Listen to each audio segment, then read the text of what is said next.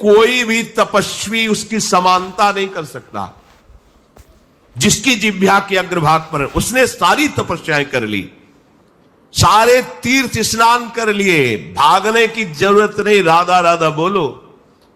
सारे तीर्थ स्नानों का फल तुम्हें उसी क्षण मिल जाएगा जो तुम्हारी जिह्वा के अग्रभाग पर श्री हरि का नाम, प्रियाजू का नाम विराज। सारे वेदों का अध्ययन कर लिया, अब उसे कुछ अध्ययन करने की जरूरत नहीं है। जो बड़ी बड़ी तपस्याओं से, तीर्थयाटन से, वेदाध्ययन से, यज्ञ आदि से गति मिलना दुर्लभ है, वो तुम्हें नाम से प्राप्त हो जाए। कौन हो, कहां हो, कैसे हो, कोई प्रश्न नहीं। जैसे हो, जिस परिस्थिति में, जिस विषय में फंसे हो, वहीं से तुम्हें नाम उठा के महात्मा बना देगा, तुम्हें धनवान बना देगा, यशस्वी बना देगा, तुम तेज से संपन्न हो जाओगे। नाम का तेज, भगवान नाम का तेज है, प्रताप है भगवान नाम का। एक बार नाम आप बसा के तो देखो हृदय में, जोर से आलाप लोगे नाम का, प्रकृति का परिवर्तन हो जाए। अरे स्वामी का नाम है, सुमीर पवन सुत पावन नामू अपने बस करी राखे। जपहि नाम जन आरत भारी, मिटहि कुसंकट होय सुखारी। इदम ही पुंसस तपसः श्रुतस्य वा, शिष्टस्य सूक्तस्य च बुद्धि दत्तयोः,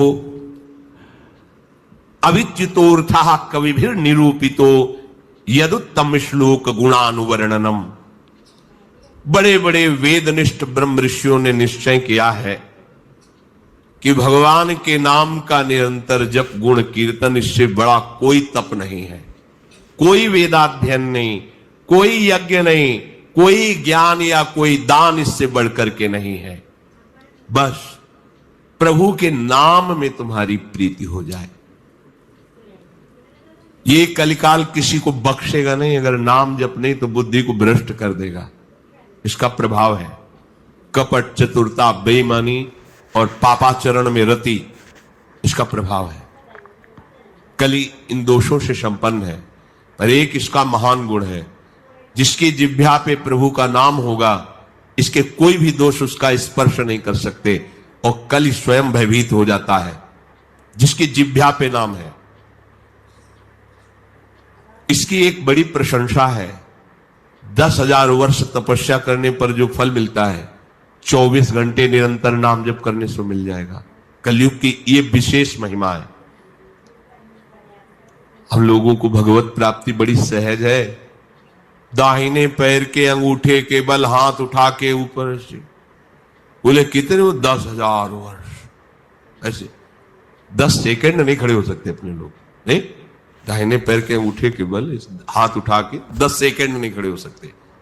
और वो अवश्य भगवान की प्राप्ति की बातें नहीं कही गई, वो अलग अलग कामनाओं की अलग अलग लक्ष्य। 24 घंटे नाम कीर्तन करने से वो फल प्राप्त हो जो उनको 10,000 वर्ष ऐसे करने से। कलयुग का बड़ा प्रताप है। जो तुम स्वार्थ की पूर्ति चाहते हो या परमार्थ की पूर्ति चाहते हो, या तुम रोग का नाश चाहते हो, तो एकमात्र उपाय है भगवान के नाम का निरंतर जप करो। निरंतर शब्द में बड़ी कठिनता है, महात्मा जन इसी का प्रयास करते। अव्यावृत भजना ये सिद्ध अवस्था है, निरंतर भजन। आपसे निरंतर ना हो तो थोड़ी थोड़ी देर में स्मरण करने का अभ्यास बना लीजिए। एक बार सत्संग में कि अगर 5 मिनट में एक बार राधा बोल दो, कि हर 5 मिनट में एक बार राधा बोलना है। राधा 5 मिनट फुर्सत करो, चिंतन या कार्य जो कर रहे हो, पर 6वां मिनट न लगने पावे फिर 5 मिनट राधा। एक दिन आप देखना निरंतर नाम चलने लगेगा। इससे विषयों के प्रति जो आसक्ति है वो एक बार तो बढ़ेगी। होम्योपैथिक दवा जैसे नहीं, रोग एक बार उभरेगा, आपको लगे वो बढ़ती नहीं है, अंदर छुपी हुई निकलती। ध्यान से सुनोगे तो प्रश्न खत्म हो जाएंगे।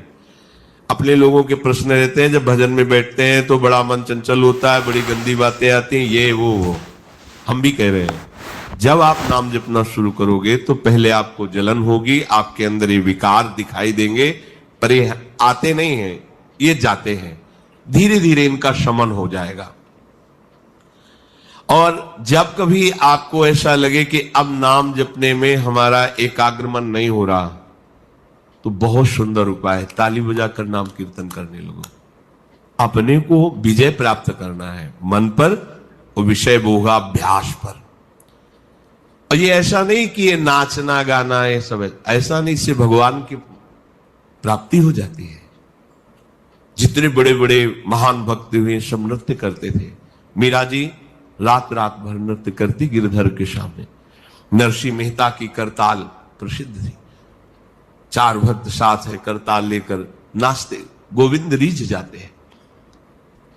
जहां कहीं 4 भक्त मिलकर कीर्तन करते होते हैं, नृत्य करते होते हैं, उन्हीं के बीच में गोविंद भी नाचते होते हैं। हमारी अभी दृष्टि मायाकृति, इसलिए हम देख नहीं पा रहे।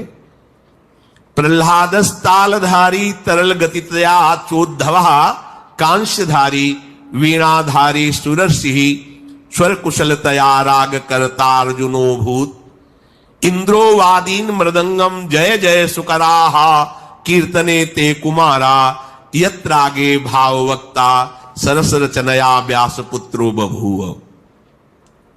एक बार इन बड़े भक्तों का मिलन हुआ।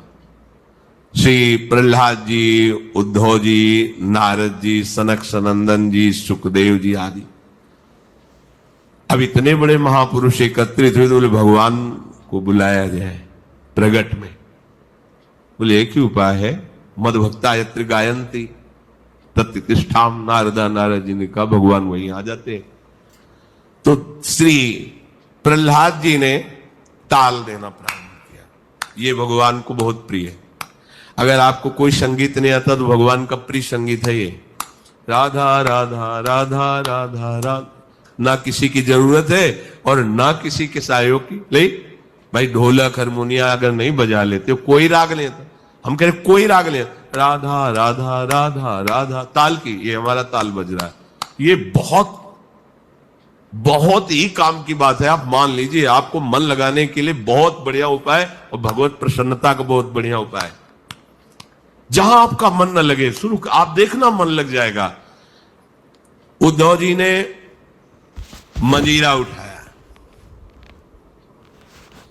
अब मंजीरा सब कोई न बजा पाए तो ऐसे ही उसको करते हैं, राधा राधा राधा जय जय राधा वल्लभ श्री हरिवंश राधा वल्लभ से वो आ जाएगा बजाना।